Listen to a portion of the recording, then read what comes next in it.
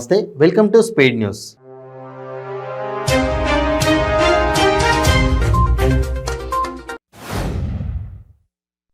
Corona BF7 వ్యాప్తి కట్టడికి కేంద్ర ప్రభుత్వం కీలక నిర్ణయం తీసుకుంది. ప్రపంచవ్యాప్తంగా కరోనా BF7 వేరియంట్ వ్యాప్తికి అడ్డుకట్ట వేసేందుకు భారతదేశంలో నాసికా వ్యాక్సిన్కు కేంద్ర ప్రభుత్వం శుక్రవారం ఆమోదం తెలిపింది.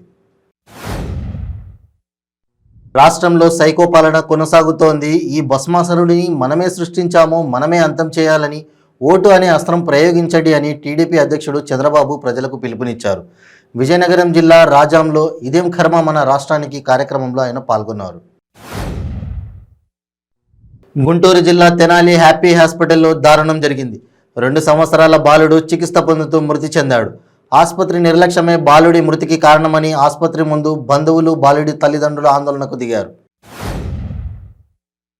నిజామాబాద్లో సినీ ఫక్కీలో చోరీకి పాల్పడ్డారు దుండగులు. కారు అద్దాలు పగలగొట్టి 13 లక్షల నగదు అపహరించారు. మోపాల్ మండలం తాడేం గ్రామానికి చెందిన సూర్యారెడ్డి అనే వ్యక్తి గోల్డ్ లోన్ తీసుకున్న డబ్బులు కారులో పెట్టుకుని బంధువుల ఇంట్లోకి వెళ్ళి వచ్చేసరికి డబ్బులు మాయం చేశారు దుండగులు.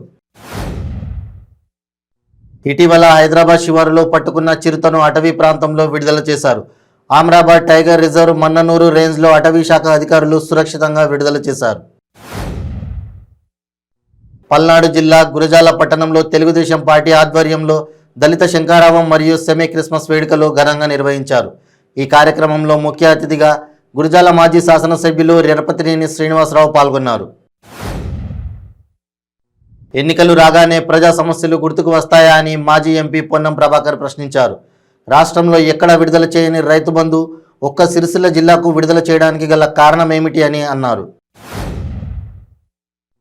అన్నమయ్య జిల్లా Pileru forest range officer Venkataramana తన సిబ్బందితో సోమల కందూరు వద్ద వాహన తనిఖీలు చేపట్టగా 10 మంది తమిళనాడుకు చెందిన స్మగ్లర్లు ప్రయాణిస్తున్న కారును ఆపి తనిఖీ చేస్తుండగా అందులో నుండి 8 మంది పరారయ్యారు.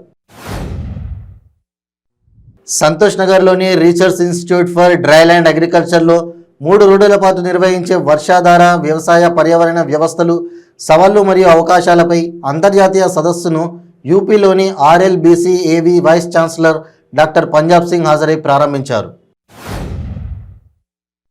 ప్రేమించి పెళ్లి చేసుకున్న ప్రేమ జంట రక్షణ కల్పించమంటూ పోలీసులను ఆశ్రయించారు.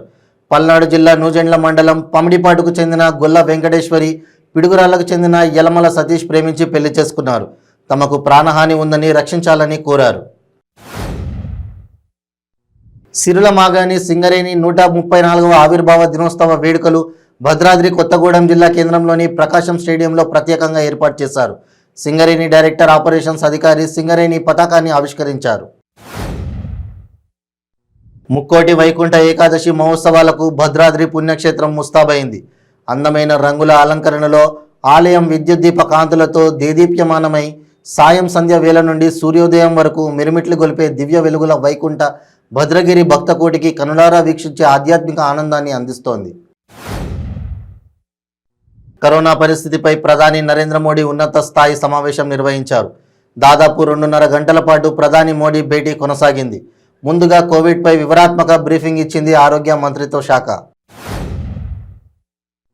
మాజీ ప్రధాని పివి నరసింహారావుకు బీజేపీ రాష్ట్ర అధ్యక్షుడు ఎంపీ బండి సంజయ్ కుమార్ నివాళులు అర్పించారు. తెలుగు తేజం, బహుభాషా కోవిదుడు మాజీ ప్రధానమంత్రి పివి నరసింహారావు ఎందరికో స్ఫూర్తిగా నిలిచారని బండి కొనియాడారు. ఈ పార్లమెంట్ సమావేశాల్లోనే మాజీ ప్రధాని పివి నరసింహారావుకు భారతరత్న ప్రకటించాలని మంత్రి తలసాని శ్రీనివాస్ యాదవ్ డిమాండ్ చేశారు. పివి నరసింహారావు 18వ వర్ధంతి సందర్భంగా పివి మార్గ్లోని పివి ఘాట్ వద్ద పూలమాలలు వేసి నివాళులు అర్పించారు. కేంద్ర ప్రభుత్వ రైతు వ్యతిరేక విధానాలను నిరసిస్తూ నల్గొండ జిల్లా కేంద్రంలో బీఆర్ఎస్ ఆధ్వర్యంలో మహాధర్నా నిర్వహించారు.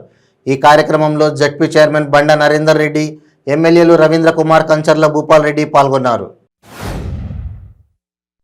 నిజామాబాద్ జిల్లా కలెక్టరేట్ వద్ద బీఆర్ఎస్ పార్టీ ఆందోళన నిర్వహించింది. కేంద్ర ప్రభుత్వ రైతాంగ వ్యతిరేక విధానాలను నిరసిస్తూ ధర్నాకు దిగారు. ఎమ్మెల్యేలు జీవన్ రెడ్డి, గణేష్ గుప్తా ఈ నిరసన కార్యక్రమంలో పాల్గొని కేంద్ర ప్రభుత్వ వైఖరిని ఖండించారు.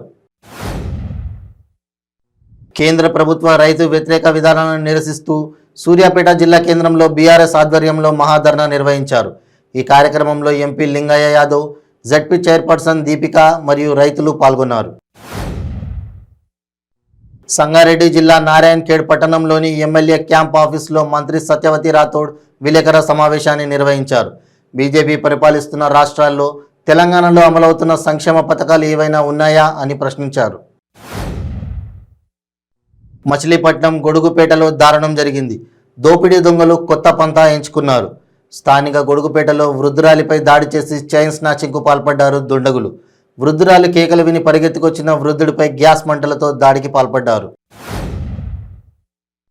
మార్కాపురం పట్టణ పరిధిలోని ఎస్టేట్ పలకల ఫ్యాక్టరీలలో అధికార పార్టీ నాయకునికి సంబంధించిన ఫ్యాక్టరీ నందు అక్రమంగా లోడింగ్ జరుగుతున్న 700 క్వింటాల రేషన్ బియ్యాన్ని స్వాధీనం చేసుకున్నారు. విశాఖలో మార్గశిర మాసోత్సవాల అత్యంత వేడుకగా జరుగుతున్నాయి. కనక మహాలక్ష్మి అమ్మవారి ఆలయంలో తెల్లవారుజాము నుంచి పూజలు జరుగుతున్నాయి. ఇప్పటికే వందలాది మంది భక్తులు ఆలయానికి చేరుకొని పూజలు చేస్తున్నారు.